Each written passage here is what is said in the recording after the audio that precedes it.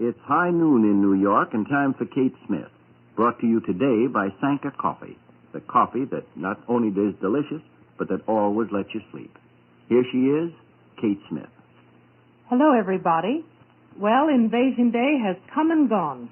The waiting and the tension are over. Now we know that our gallant armies are fighting on the mainland of Europe, fighting to restore to that enslaved continent its most precious possession, freedom. As you know, not many celebrations greeted the good news. In fact, most Americans preferred to be by themselves or with their families and listen to the radio bulletins. But churches all over the country were crowded with streams of worshipers passing in and out to ask divine protection for their loved ones. The people of the United States preferred to take D-Day seriously and prayerfully. There was no confetti, no wild demonstration.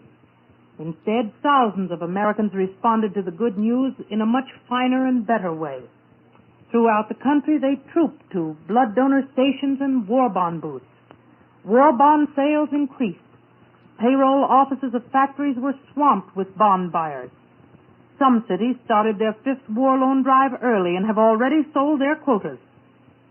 Yes, Americans are rallying behind our gallant armies of liberation storming Fortress Europe.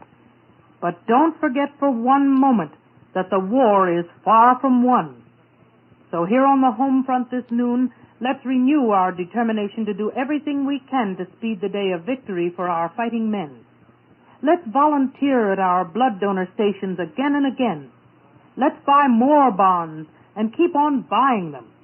For if we can help end this war one day sooner, if our efforts can save the life of a single American boy, who can say that any sacrifice we can make is too great? I'm going to ask you now to put yourself in the shoes of some war worker for a moment. Your own daughter, maybe, or son. What do you suppose he thinks about when he comes into the house in the wee hours of the morning when all the rest of the family is asleep? Are there fresh sandwiches waiting in the icebox? Maybe a big, nice slice of cake, the kind that he likes best? And how about coffee? Is that all measured out and ready for him to turn the gas under? He'd enjoy a good hot cup of coffee. Especially if it's Sanka coffee, hey, Miss Smith? That's right. I think a fellow who works the swing shift will be especially grateful for Sanka coffee because he has to sleep in the daytime when things are naturally pretty noisy. He can't afford to add to that handicap by drinking a coffee that might also keep him awake. So, being a wise man, he drinks Sanka coffee. You know, it's the caffeine in coffee, not coffee itself, that robs so many people of sleep. And Sanka coffee has had the caffeine taken out. 97% of the caffeine has been removed, so Sanka coffee can't possibly keep anybody awake at night. So be sure to try it. I'm sure that everybody will enjoy Sanka coffee. And now, Ted, what's new? The Allied Army of Liberation is fighting its way inland this noon from the beachheads established along the Normandy coast of France, and reinforcements are being poured into our continental foothold by ship, glider, and parachute for the obvious purpose of making it stronger. As yet, we have no clear-cut picture of our penetrations in length and depth, but it appears that we hold an approximate 60 miles of coastline between Cherbourg and the Seine River, and that we've moved inland to a depth of possibly 10 or 12 miles.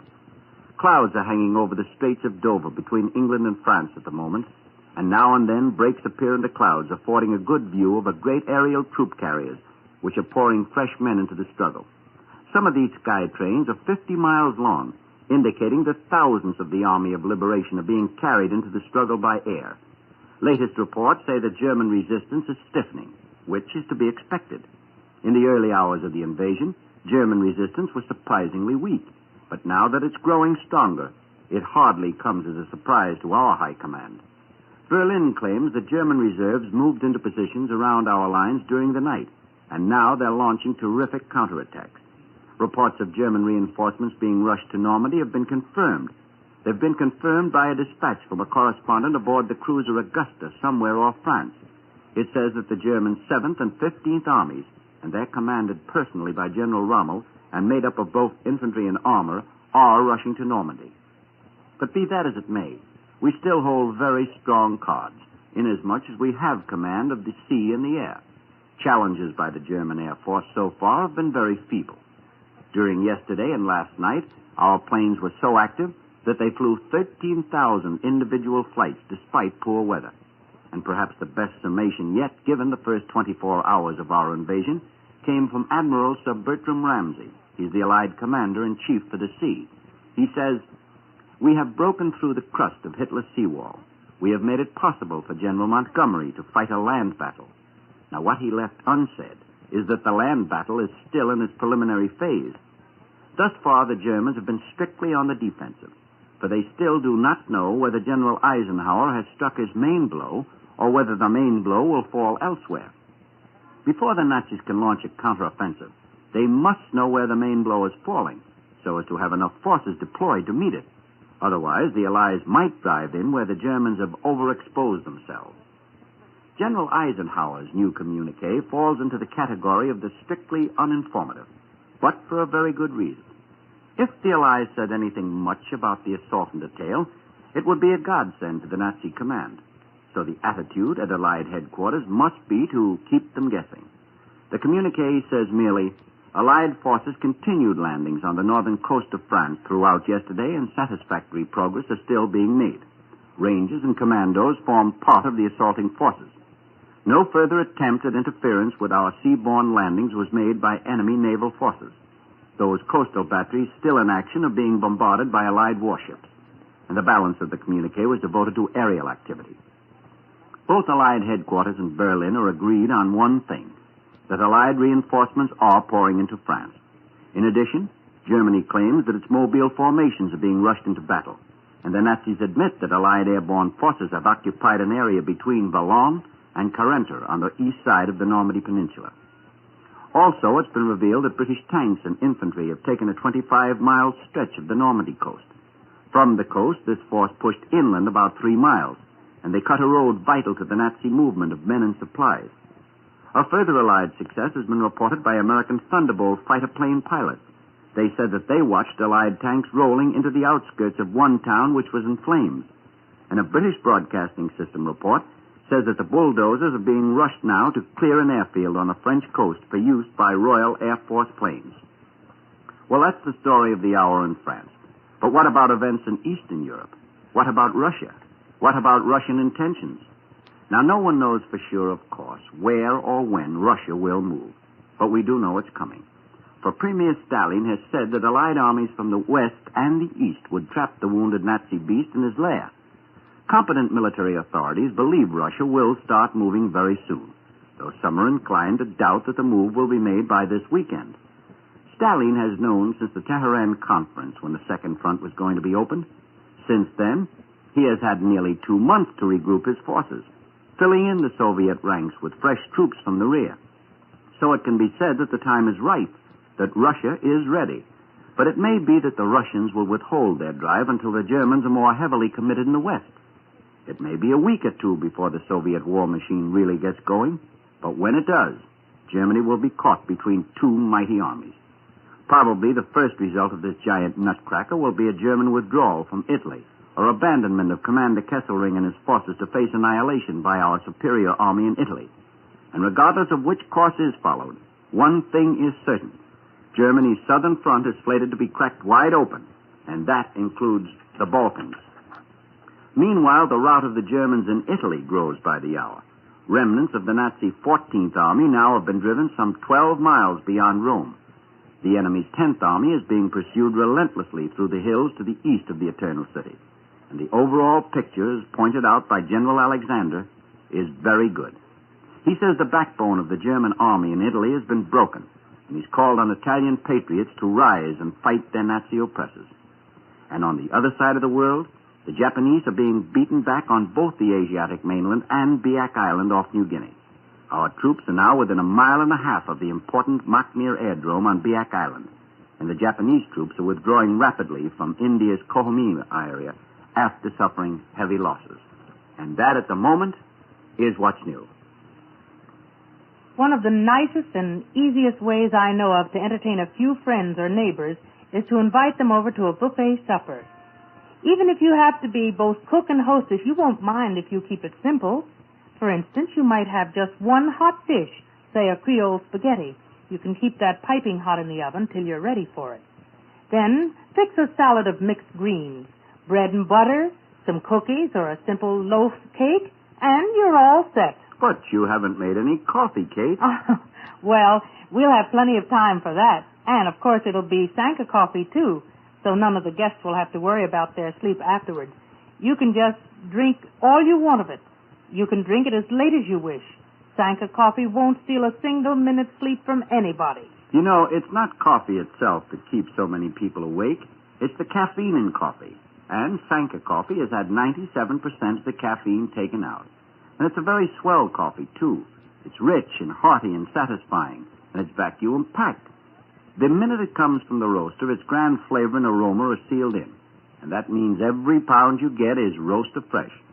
So, if you want a coffee that's always fresh and really delicious, and that always lets you sleep, you get Sanka coffee. Yesterday, from the moment of darkness when the first news flashed in and the lights and radios winked on in home after home across America as the news spread and took fire, and then through the dawn's early light, there arose through the hearts of the people of our country a mighty chorus, a chorus of hopes and prayers, a chorus our boys must hear today. Because they were on the march at last. Under the staccato of the news, you can hear the steady trampling of their marching feet. And every minute of the day through our hearts and heads rang once more the deathless words of our greatest martial hymn of all, electrified with a new meaning, the unconquerable spirit of our greatest crusade. Mine eyes have seen the glory of the coming of the Lord. He is trampling out the vintage where the grapes of wrath are stored. He hath loosed the fateful lightning of his terrible swift sword. His truth is marching on. I have seen him in the watchfires of 100 circling camps. They have builded him an altar in the evening dews and damps. I can read his righteous sentence by dim and flaring lamps. His day is marching on. I have read a fiery gospel writ in burnished rows of steel. As ye deal with my contemptors, so with you my grace shall deal. Let the hero born of women crush the serpent with his heel, since God is marching on. He has sounded forth the trumpet that shall never call retreat. He is sifting out the hearts of men before his judgment seat. Oh, be swift, my soul, to answer him. Be jubilant, my feet. Our God is marching on. In the beauty of the lilies, Christ was born across the sea, with a glory in his bosom that transfigures you and me. As he died to make men holy, let us die to make men free, while God is marching on. That was written more than 80 years ago by Mrs. Julia Ward Howe. But everybody still knows these powerful words. It was written at the time of the Civil War when there was anger between the states of the North and South. Those angers are gone. There's only one republic, only one battle hymn. And when before too long now American armies march into Berlin and Tokyo, there will be bands playing the battle hymn of the Republic, and men from the South and North and East and West will be keeping step with the music. Thanks for listening. And remember, if you don't write, you're wrong. Goodbye, folks. This is Ted Collins inviting you to join us again tomorrow when Kate Smith speaks.